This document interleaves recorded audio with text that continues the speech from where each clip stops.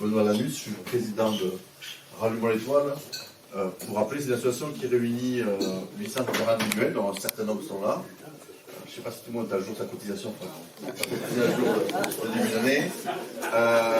Une trentaine de communes de tous bords politiques, des associations comme Depuis Deux Roues, et aussi des entreprises, y compris le MEDEF d'Haute-Garonne. C'est une association assez originale dans l'envergure qu'elle a et de rassembler comme ça des acteurs différents qui se rassemblent pour promouvoir un projet commun qui est la création d'un RER toulousain complémentaire du métro et des TER qui ont vraiment une vocation de desserte régionale. Et effectivement, c'est entre deux qui nous semble qui manque. Et on le voit bien sur cette petite carte. Parce que du coup, l'idée c'est bien par rapport au thème de la soirée, de réflexion sur l'évolution du Sicoval à l'avenir, sur l'habitat, les déplacements, etc. C'est se poser la question de est-ce que le Sicoval et le RER toulousain ont un destin lié. Et on le voit sur cette image de l'étoile ferroviaire toulousaine. Je vais revenir après. Effectivement, la région, sa préoccupation première, c'est d'assurer les dessertes à l'échelle régionale, donc les Toulouse-Perpignan. Le TCO on voit le périmètre ici, sa préoccupation première, c'est d'assurer les déplacements dans le cœur de l'agglomération. Le métro, on le voit ici, en fait, il dessert vraiment que le cœur de l'agglomération toulousaine. C'est pour ça que nous, on dit qu'il manque vraiment une offre d'aller au-delà de ce qu'il y a aujourd'hui, de trains qui soient complémentaires, du RER qui est ici, et du métro qui est vraiment sur le cœur, et des TER qui vont jusqu'à Perpignan, Cahors, etc. Et parce que pour offrir des transports en commun performants à l'échelle du périmètre ici et au-delà, en fait, la seule solution, c'est le train. Tous ceux qui disent le bus, qui se trouvent dans les bouchons, qui vont vers le métro, et après, si vous allez à l'est, il faut reprendre le métro et le machin, c'est impossible. Les transports en commun, le réseau de Tissot n'est pas une alternative à la voiture sur beaucoup de déplacements. Et du coup, le train, en fait, peut être un enjeu majeur pour le Sicoval, que ce soit bien sûr sur la ligne du sud-est auquel tout le monde pense, mais aussi sur la ligne de l'Ariège, parce qu'une partie du Sicoval est tournée de l'autre côté. En septembre, tout le monde disait qu'effectivement, il faut faire un RER toulousain. Tout le monde était d'accord. Notamment par l'action de Rallumons l'Étoile, on a réussi à créer un large consensus transpartisan dans les différents acteurs, y compris TCO, pour dire qu'il faut un RER toulousain. Par contre, il y a un petit problème, c'est que comment on le fait? Alors là, par contre, l'État et la région ont lancé en 2021 quand même pour 8 millions d'euros d'études pour réfléchir à ce que ça pourrait être sur le RER toulousain. Mais en partant quand même d'un point de départ qui est comment on fait pour avoir des trains cadencés au quart d'heure d'ici 2040. Et donc, on lance des grosses études pour ce sujet complexe où il va falloir réfléchir longtemps. Et par contre, beaucoup moins de réflexion sur qu'est-ce qu'on peut faire à court terme. Les gens, ils ont des problèmes aujourd'hui. Avec la ZFE qui exclut de plus en plus de véhicules pour aller à Toulouse ou en sortir, parce qu'il y a aussi des gens de Toulouse qui ont des vieux véhicules. Et bien là, en fait, du coup, on est sur des échelles, en fait, et on parlait de planification tout à l'heure, on a un petit problème de défaillance. Alors que, du coup, il y a des leviers qui peuvent être des sources d'avancée. La région est en train de finir la négociation pour une nouvelle convention de TER pour les 10 prochaines années. Il y a un contrat plan avec la région, Régis Santo l'évoquait, pour 2023-2027, dont le volet mobilité doit être arrêté dans l'année. Et en fait, c'est là qu'il faut mettre des choses. Parce que si on ne met pas des choses là, pour nous, ça veut dire qu'il n'y aura pas d'avancée avant 2028, 2029. Et ça, aujourd'hui, est-ce que les gens, les habitants de l'agglomération, les entreprises de l'agglomération, peuvent attendre autant de temps? On a tendance à penser que non. Et effectivement, il y a un problème, et un point clé, c'est que Régis Chantour l'a dit tout à l'heure, la région ne peut pas tout faire toute seule. Et donc, du coup, en fait, il n'y aura de RER toulousain que s'il est porté conjointement par la région et Tissot. Si Tissot dit, le train, effectivement, ça permet d'avoir des transports en commun performants sur mon territoire, donc on y va. C'est ce qui s'est passé à Bordeaux, à Strasbourg, avec des collectivités locales qui étaient de bords différents. Mais c'est aussi ce que à Toulouse, TCO a fait depuis 30 ans. Déjà, parce que ça fait 30 ans qu'entre Colomiers et Rennes, vous pouvez prendre le train avec un ticket TCO. Il y a 20 ans, de nouvelles gares ont été inaugurées à Saint-Martin-les-Touches, Ramassier et Autovec, financées en grande partie par TCO, avec des nouveaux quartiers de gares créés autour. Et à l'époque, un acteur majeur de ce sujet-là, c'était l'adjoint au déplacement et à l'urbanisme à la mairie de Toulouse, qui s'appelait Jean-Louis Moudec. Et donc, en fait, du coup, pour nous, pour Allumons l'étoile, l'enjeu majeur, c'est comment on fait aujourd'hui pour créer les conditions pour qu'il y ait un accord entre la région et le TCO. Et ça veut dire créer un débat apaisé. On n'est pas là pour... voilà, il y aura un accord que si Jean-Louis Moudec et Carole Delga sont d'accord. Et donc, comment on essaie de réfléchir à des avancées possibles, compatibles notamment avec le financement de 3e du métro. Et c'est pour ça qu'on a dit, bon, il faut peut-être réfléchir en 2 phases. Réfléchir à des trains cadencés au quart d'heure, ça nécessite des gros projets d'infrastructure, très coûteux, très complexes, avec des choix, des options différentes qu'il faut étudier calmement. Et pour ça, en fait, on pense que ça ne sert à rien de se précipiter là-dessus. Commençons déjà par réfléchir, est-ce qu'on ne pourrait pas avoir une première phase avec des RER cadencés à la demi-heure, des trains dédiés à des centres d'agglomération à la demi-heure, qui correspondent grosso modo à la capacité qui existe souvent aujourd'hui aux heures de pointe, Régis Chanteau l'évoquait, des fois que dans un sens, pas dans l'autre sens, on ne peut pas faire les 2 sens, mais en tout cas c'est grosso modo une capacité qui existe aux heures de pointe. Et donc réfléchissons aux premières étapes qu'on pourrait faire pour avoir ce cadencement à la demi-heure de 5h à minuit, sur toutes les branches d'étoiles ferroviaires. Réfléchissons à des choses justement où ça, on peut avoir des avancées progressives. Il ne s'agit pas de dire qu'on peut tout faire de suite ou qu'il faut attendre 2029 pour avoir des avancées. Il y a des choses qu'on peut faire de suite, il y a des choses où il faut quelques investissements en plus, je vais revenir après pour le cas du cycloball. Mais essayons de réfléchir déjà à ça, trouvons un accord là-dessus, et après, on peut prendre le temps de réfléchir à qu'est-ce qu'on fait après. Plutôt que dire, non, il faut qu'on ait le grand plan qui va tout résoudre pour tout ce qu'on va faire d'ici 2040, mais ça nécessite des réflexions, des études longues, des débats compliqués, et donc où rien ne se passe. Alors, on a fait, du coup, on a publié un vœu en septembre pour dire ça, pour dire, on fait le vœu qu'il y ait un accord sur la première phase entre TCO, la région, l'État, la SNCF, et ce vœu a été repris. Donc ça, c'est toutes les communes qui l'ont voté. Mais ce qui est intéressant, c'est que Toulouse Métropole, le 20 octobre dernier, les élus de Toulouse Métropole ont voté à l'unanimité le vœu de ralliement étoile. Alors, ils ont changé quelques adjectifs, etc. Mais grosso modo, ils ont partagé, y compris Jean-Louis Moudec. Il y avait une petite majorité qui l'obligeait à bouger, de dire effectivement, on pense que c'est important de réfléchir à ce qu'on peut faire, etc. Donc, voilà, on a commencé à faire bouger les lignes là-dessus pour créer les conditions de débat, et la communauté de communes du Coteau de Bellevue, aussi, qui est membre de TCO, l'a aussi voté, et on espère bien que dans les prochaines semaines, le Cycloball prendra aussi position. Certaines communes ont déjà voté, comme Ramonville ou Montbrun-le-Roiguet, on espère à ce qu'elle bientôt, mais du coup au sein de TCO, les différentes intercommunalités qui sont membres de TCO disaient, bon, il faut qu'on avance. On ne fait pas juste des prises de position ponctuelles au moment des conseils syndicaux, mais on prend position pour avancer. Bruno l'évoquait, donc du coup, on a lancé aussi pour, ça c'était le volet institutionnel, mais pour aller aussi à la rencontre des usagers et de toucher un peu, d'avoir le public. Voilà, on a fait cette grande enquête, et c'est sûr que Ralliement Étoile, voilà, on a quelques étudiants qui sont là, qui ont participé à la réussite de ça, et on va faire une grosse analyse poussée ces prochaines semaines, et on fera une conférence début mars, filmée, retransmise en direct avec l'étude approfondie.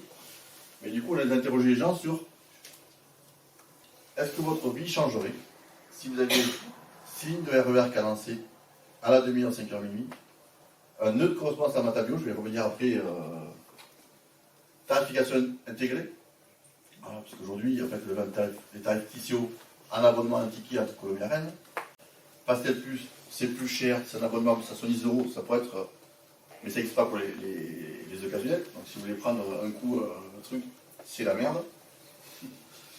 Des bus coordonnés, on a évoqué, et un système train plus vélo performant, à la hollandaise. C'est avoir des parkings vélos sécurisés, les pistes cyclables qui arrivent à la gare, des parkings vélos sécurisés partout, d'avoir de la location de vélo qui permettent voilà, de faire, on va à la gare, on prend le train, on prend notre vélo, et en avant.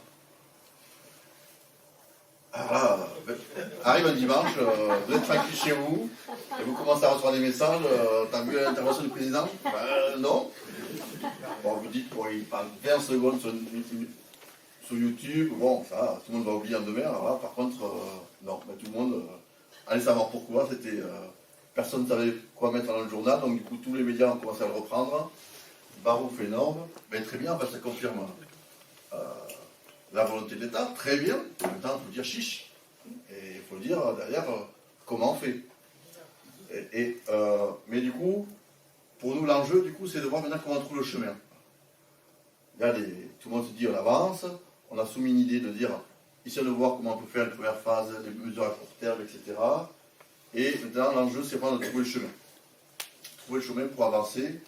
Et nous, il nous semble que pour trouver un premier accord, ce qui est intéressant, l'exemple de Strasbourg, et Chantal l'évoquait, la mise en œuvre d'un cadencement, parce que le choc d'offres qu'ils ont essayé de mettre en place, c'est de dire toutes les lignes qu'on peut, on les cadence à la demi-heure de 5h à 22h. C'est ça leur objectif. L'idée derrière, c'est d'avoir plus 60% d'offres quand même, plus 60% d'offres par rapport à l'actuel, pour un surcoût de 14 millions d'euros par an, où la région et la métropole sont mis d'accord pour le partager. Et donc du coup, nous on pense que, voilà, il y a des études pour 2040, mais c'est compliqué, des études pour les choses qu'on peut faire, il faut des investissements, il faut... Mais est-ce qu'on peut réfléchir à qu'est-ce qu'on pourrait faire l'année prochaine, en 2024, comme ça, en faisant circuler plus les trains qu'on a déjà sur les voies qu'on a déjà. Aux heures de pointe, bien sûr, on pas plus, mais quand on a aujourd'hui, par exemple, petit exemple, hein, il n'y a aucun TER qui permet de prendre le premier TGV pour Paris à 6h24. Le TGV, il paraît que c'est important, c'est pareil, entre Toulouse et Paris, mais aujourd'hui, en fait, il n'y a pas de TER. Si vous voulez prendre le premier TGV, vous êtes obligé d'aller en voiture à Matavio. Et c'est pareil le soir, le TGV arrive à 21h30, à 23h30, à minuit 30, et vous n'avez aucun TER. Bon, est-ce qu'on pourrait mettre des trains plutôt le matin, plutôt le soir, pour être cohérent, pour que les gens puissent se déplacer plus, aux heures creuses? Est-ce qu'on peut faire des choses comme ça? Et est-ce que, du coup, on peut regarder si, comme à Strasbourg, ça peut avoir un surcoût par rapport à ce qui est déjà engagé, qui soit relativement modeste, et où, du coup, la région et ici, on pourrait se mettre d'accord pour partager. Avec un enjeu important, quand même. Les châteaux disait, les trains, c'est compliqué. Donc, en fait, il y a un système où les trains, les horaires, le grand changement, c'est à la mi-décembre chaque année. Et ça, en fait, il faut faire des demandes pour l'année prochaine, du coup, pour mi-décembre 2023, pour l'année 2024, il faut faire des demandes d'ici le 10 avril à la SNCF Réseau. Et donc, est-ce qu'on peut avoir un accord entre la région et Tissio d'ici le 10 avril sur des choses qu'on peut faire l'année prochaine? C'est ça, en tout cas, les enjeux, je vais revenir. Alors maintenant, partons du Sicoval. Et par rapport à la question qui était posée ce soir. En grosso, quels enjeux pour Sicoval? Il y a 3 ordres. Est-ce qu'on peut faire des choses à court terme, en optimisant l'existant, je l'évoquais, et notamment pour dire, bon, on a loupé, la ZFE est rentrée en fonction pour certains véhicules cette année, il n'y a pas trop de contrôle, mais bon, si vous faites choper, vous avez l'amende. L'année prochaine, ce sera encore pire. Du coup, est-ce qu'on peut faire des choses pour l'année prochaine? Deuxième chose, le contrat plein est un région 2023-2027, du coup, qui va dire qu'est-ce qu'on va faire d'ici 2029. Est-ce qu'on peut faire des choses? Et troisième niveau de réflexion, c'est si on se projette un peu plus loin, quelles évolutions pour le cycloval irrigué par le RER, cadencé toute la journée, mais aussi du coup en mettant différentes choses en ordre et réfléchissant aussi sur l'aménagement du territoire. Sur le court terme, donc du coup, Rallumons l'étoile, en fait, depuis plusieurs années, et on l'avait présenté en réunion publique à la Belge il y a 3 ans et demi déjà. On s'apercevait qu'à l'époque, par rapport à la grille horaire actuelle, il me semblait qu'on pouvait faire, en mutualisant, en rejoignant les petites lignes, avoir un Montauban Castelnaudary cadencé à l'heure aujourd'hui. Alors, complexité, mais du coup, je ne vais pas rentrer dans les détails de ça.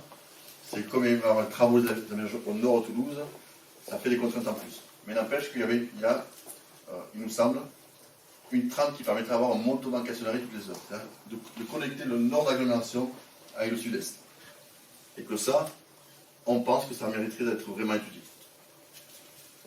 Et après, il y a des choses, comme j'évoquais, des TER plutôt pour prendre le point TGV, plus tard le soir, sur le week-end. Regardons si on peut faire des petits trucs qui seraient déjà des avancées pour les gens. Deuxième, mais ça, 10 avril.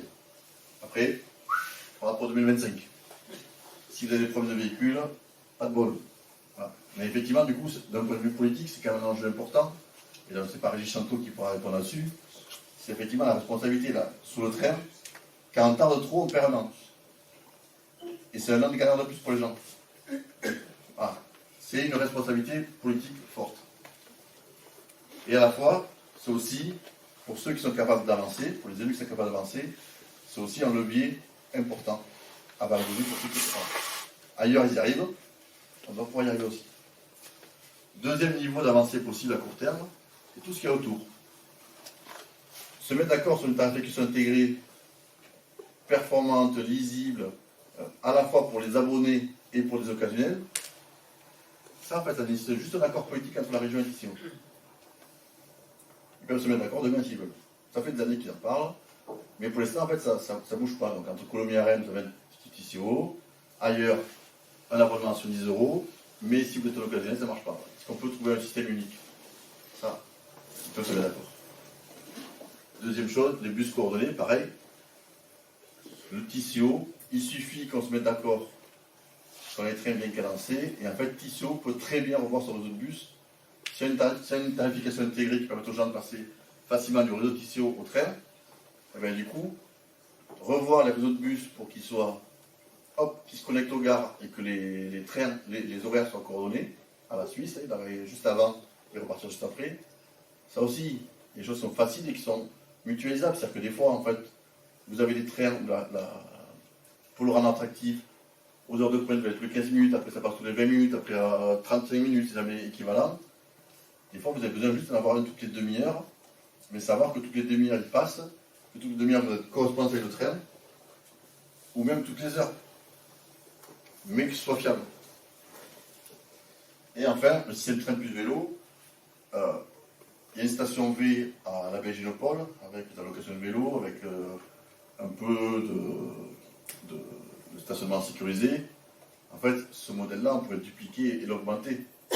C'est des coûts qui ne représentent rien par rapport à des coûts d'infrastructure routière. Et donc, mettre des stations V sur toutes les gares de Sicoval, par exemple, c'est possible. Deuxième niveau, qu'est-ce qu'on pourrait faire d'ici 2029?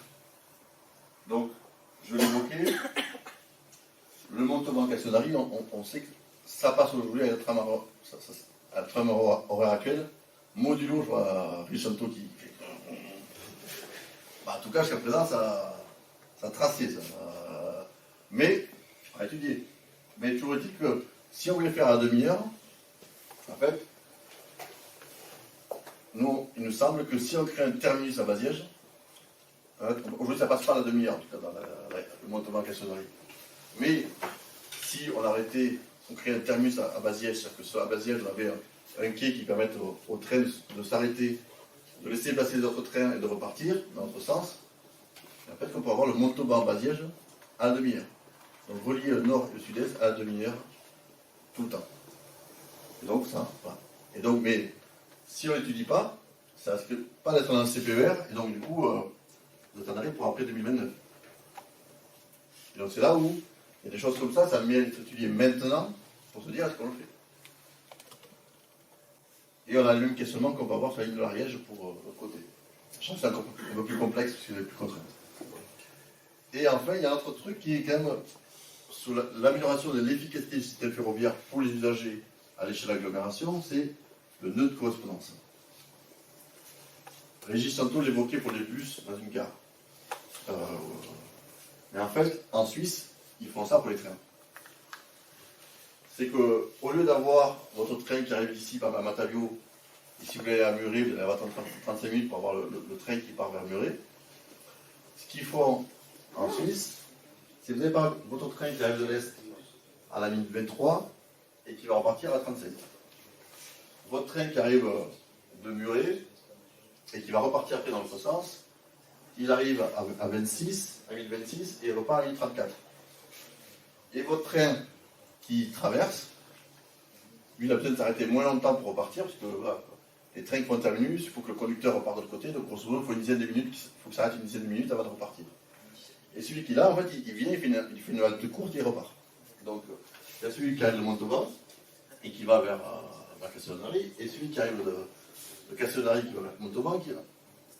En fait, tous les demi-heures, vous savez que tous les trains sont à quai, et vous avez toutes les correspondances qui sont possibles.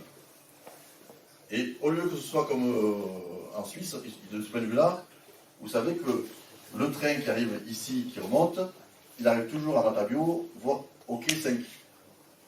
C'est pas un coup au quai 5, un coup au quai 6, un coup au quai 7. C'est toujours quai 5. Toutes les heures, toute l'année. Et le train qui partait, par exemple si vous allez à Muret, vous savez qu'il part toutes les demi-heures au quai 2. Et donc vous savez que toutes les demi-heures, vous arrivez vous avec votre train et vous avez 6 minutes pour aller passer du quai 5 au quai 2 à chaque fois et vous n'êtes pas obligé de réfléchir. Ce nœud de correspondance, pour nous, c'est une notion hyper importante parce que c'est là où il n'y a pas besoin d'avoir des trains tous les quarts d'heure pour avoir des correspondances efficaces. Il faut juste en fait, c'est un peu compliqué à le ferroviaire, mais dire est-ce qu'on ne peut pas justement faire glisser les différents horaires, parce qu'aujourd'hui, à Matavio, pour se faciliter la vie, il faut arriver les trains un peu tout le temps, comme ça il n'y a pas trop de monde. Effectivement, en Suisse, ils font en sorte, comme ils ont des points de correspondance à la demi-heure, ici vous n'avez personne dans la gare. Et juste avant que les trains arrivent, le monde commence à arriver, mais bon, ils ne sont pas obligés d'attendre dans le hall que la SNCF annonce au dernier moment le quai, parce qu'ils savent, donc ils vont directement à leur quai. Quand les trains sont là, mais du coup il y a des gros flux, machin, mais tout le monde sait aussi où il va, c'est pas la découverte, etc. Et tout le monde repart. Et puis là, la gare est vide. Et donc voilà, on pense que c'est des choses qui méritent d'être étudiées, parce que ça changerait profondément les déplacements dans l'agglomération. C'est pas juste les trains pour faire aller entre Toulouse et la périphérie, mais c'est vraiment des trains pour se déplacer dans l'agglomération, qui font un système. Et qui est un système complémentaire du métro, mais c'est pas juste des trains de banlieue qui renvoient vers le métro. Dernier niveau de réflexion, c'est que pourrait être un cyclable irrigué par le VRE. Deux niveaux de question. Est-ce qu'il ne peut pas y avoir plus de gares? Par exemple, jusqu'à présent, dans le cadre de la création d'un train du métro et d'un service à la Belge-Lacadène, le projet c'était on va supprimer la gare de la Belge Village, la gare de la Belge Innopol et la remplacer par une autre. Effectivement, dans une logique régionale, quand vous avez des trains qui arrivent de Perpignan, je ne dis pas je ne vais pas arrêter les trains, ils vont faire doublon. Donc que les trains qui arrivent de Perpignan s'arrêtent uniquement à la Belge-Lacadène, c'est cohérent. Par contre, en fait, de supprimer des gares qui irriguent un tissu dense d'emploi et d'habitat, là par contre c'est absurde pour les RER.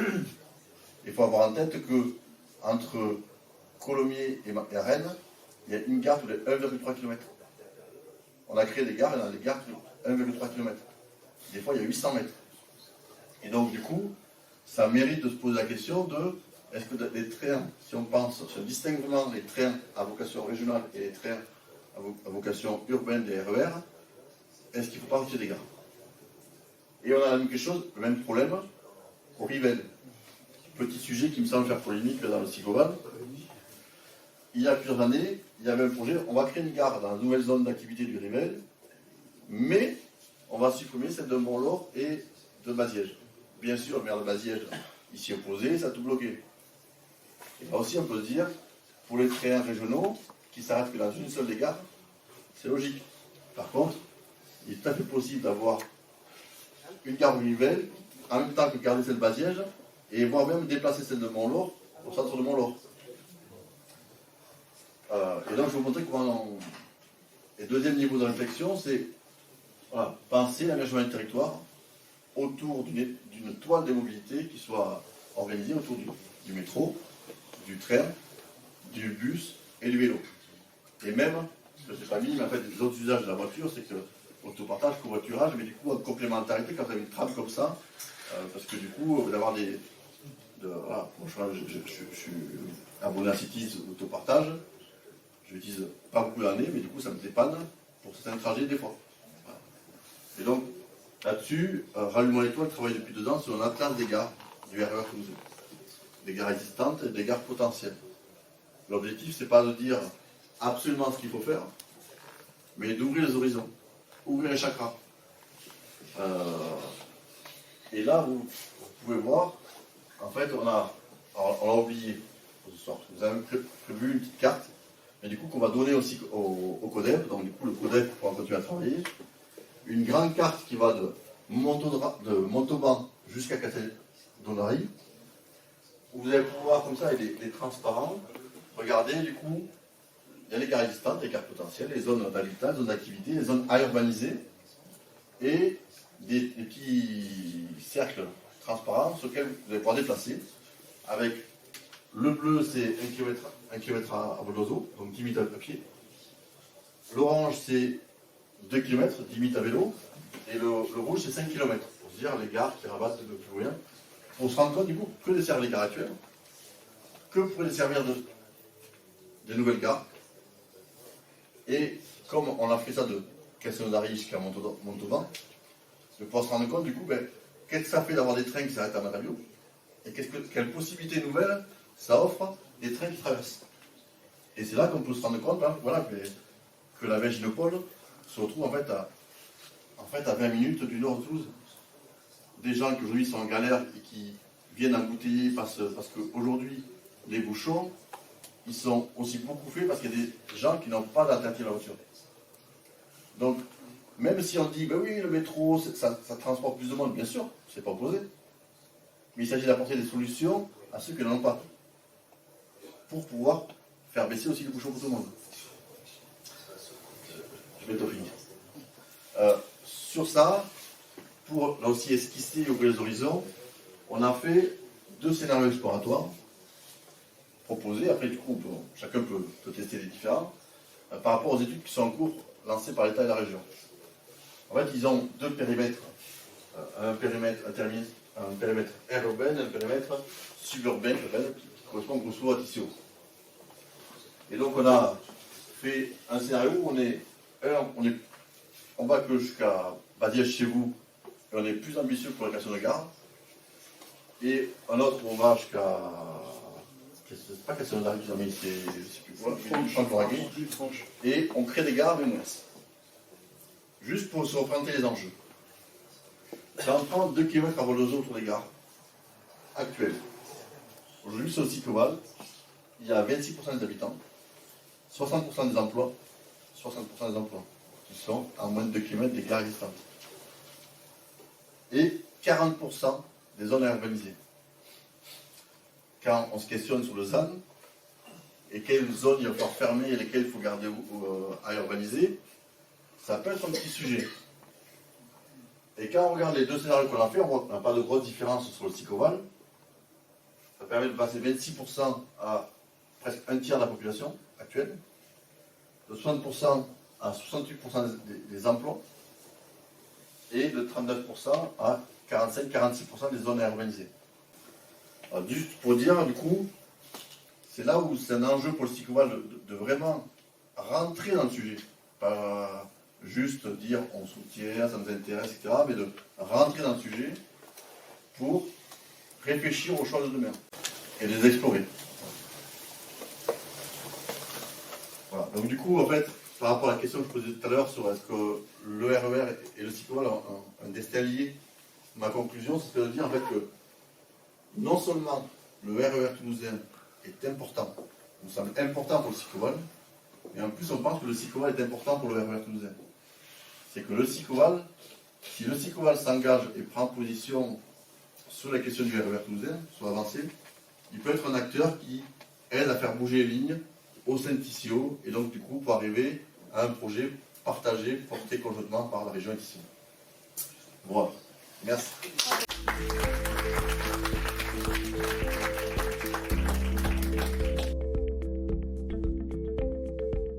Du coup, là c'est intéressant pour deux raisons. D'abord, sur est-ce que le RER a la compétence de la région?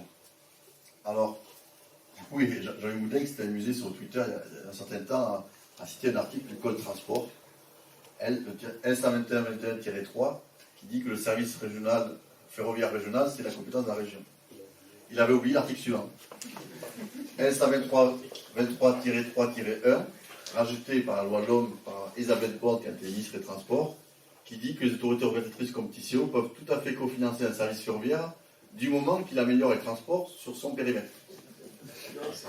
Et qu'il avait encore un peu oublié, du coup c'est ce que je rappelais tout à l'heure, c'est qu'il y a 30 ans, quand Tissot, qui s'appelait à l'époque la SEMVAT, et ça, cofinance une tarification Tissot sur entre Colmé et Rennes, en fait ça veut dire que ce que la loi LOM a précisé, en fait, était tout à fait déjà possible, parce qu'en fait, il n'y a pas de compétence rien.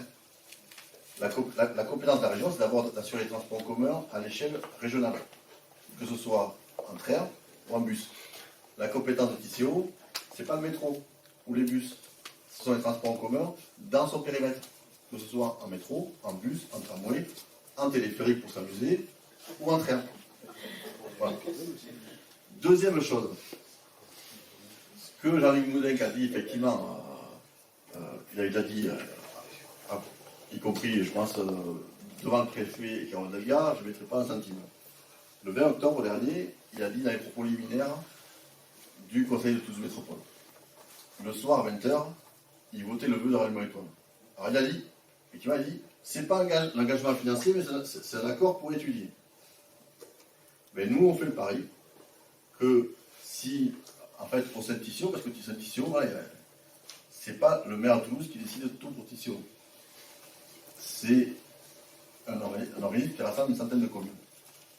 Et donc, nous, on fait le pari de la démocratie de dire. Et d'un côté, il dit aussi, mais moi, je n'ai pas vu d'études qui me expliquent qu'est-ce qu'on pourrait faire, à quelles conditions, quels seraient les bénéfices. Et donc, on dit chiche. On dit chiche.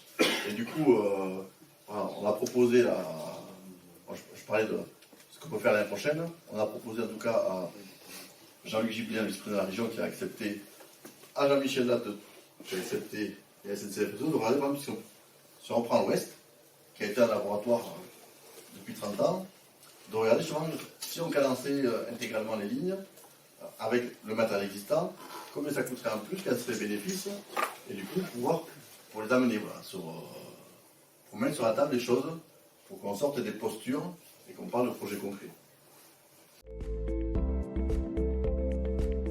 Voilà, c'est très simple, hein. À Bordeaux et Strasbourg, en fait, c'est la région qui gère, mais avec un cofinancement de la métropole. Voilà. Voilà, ils font 50-50.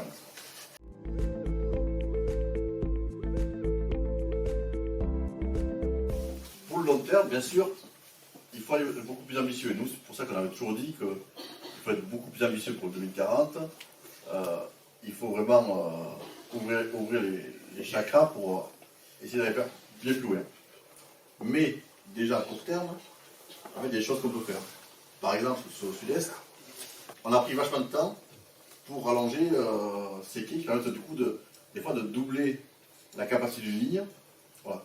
Et du coup, en distinguant, effectivement, on a des lignes aujourd'hui sur le nord où il y a une vraie distinction entre les trains omnibus, il y a les Montauban-Toulouse, et puis les trains qui arrivent de Cahors ou d'Agen, ils sont omnibus jusqu'à Montauban, et puis après, entre Montauban et Toulouse, ils filent. Ici, en fait, on est encore sur une situation où on a des trains qui font à la fois de la desserte régionale et de la réescalquin, ou à Mont-Laur, etc. On a des lignes un peu hybrides. Et nous, on pense qu'on doit pouvoir réaliser les choses si on distingue un peu les deux flux. Il y a vraiment de trains. Les trains qui vont à Perpignan, ils ne doivent pas s'arrêter, il ne doit pas être pris d'assaut par les gens qui vont aller jusqu'à l'Escalquin. D'un côté, donc on peut faire des choses, mais après, il faut comprendre que la région a des contraintes aujourd'hui, et tant qu'il n'y a pas tous les acteurs autour de la table, c'est difficile pour la région de se dire, des fois on peut se dire, on pourrait faire des choses, mais en fait, moi je vais payer à la place de Tissot.